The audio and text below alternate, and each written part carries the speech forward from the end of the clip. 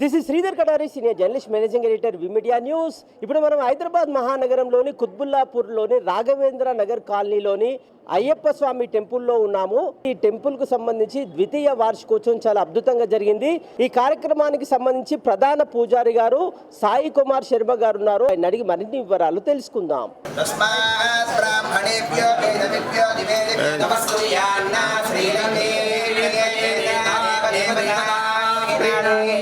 पर्याप्यायनन्तरायाय सर्वस्वमोदिरात्मवत्तमहर्भवति सर्वस्याप्यै सर्वस्वजित्यै दैनाप्रोदि सर्वैर्यते तदैव जगदावर्धमानैक्यविनिगमा भवति शतमिलिग्रन्थे आयवनवर्धयन्ति शतमेनमेव शतात्मानं भवति शतमनन्तं भवति शतमैश्वर्यं भवति शतमिति शतं दीर्घमायो राजद्वारे राजमुखे सर्वत्र दिग्विजयता फलसिद्धिरस्तु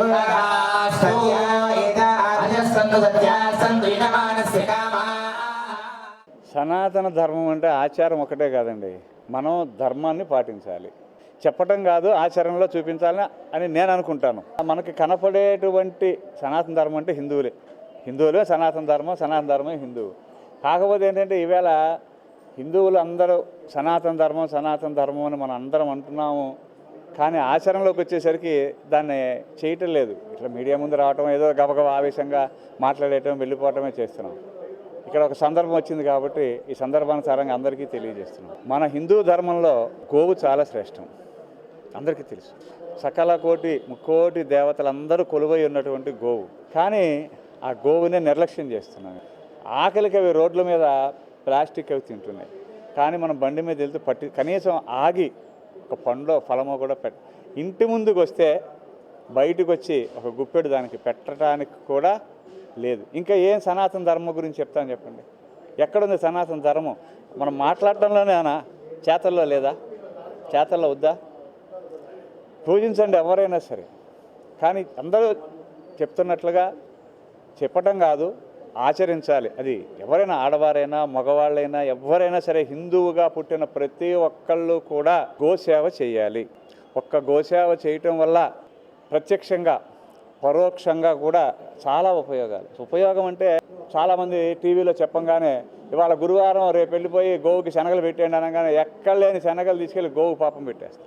ఇవాళ శనివారం నువ్వులు పెట్టండి, తీసుకెళ్ళి మొత్తం కేజీలు నువ్వులు పెట్టి ఇది తినలేక అరగలేక పాపం ఇబ్బంది పడుతూ ఉంటుంది. అలా కాదు, ఎవరో చెబితే చేయటం కాదు, దానికి ఆకలేస్తుంది.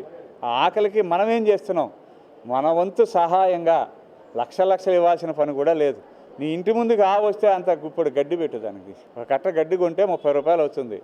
కనీసం నెలలో ఒక్కసారన్నా సరే ఒక కట్ట గడ్డి 30 రూపాయలు పెట్టి కొనలేని పరిస్థితి కాదు. నిర్లక్ష్యం. ఈ నిర్లక్ష్యమే. ఎవడో చెప్తే చేస్తాం, మనకు తెలుసు వినం. ఎవడో టీవీ చాగంటి కోటేశ్వరరావు గారు, గరికపల్లి నరసింహారావు గారు, రేపు గ్రహణం అయిపోగానే కేజీ బియ్యం తీసుకెళ్ళి ఆవుకు పెట్టండి, బెల్లం పెట్టి అయిపోయి మొత్తం తీసుకెళ్తారో దాని నోట్లో గుక్కేస్తారు. అంటే వాళ్ళు చెబితే మీరు వెళ్తారు, కానీ లేకపోతే వెళ్ళరా? మీకు తెలియదా ధర్మం? మీరు హిందువులు కాదా? హిందువులే కదా. మన హిందువుల్లోనే గోవుని మనం ఎంత చులకం చేస్తున్నాం, పట్టించుకోవట్లేదు.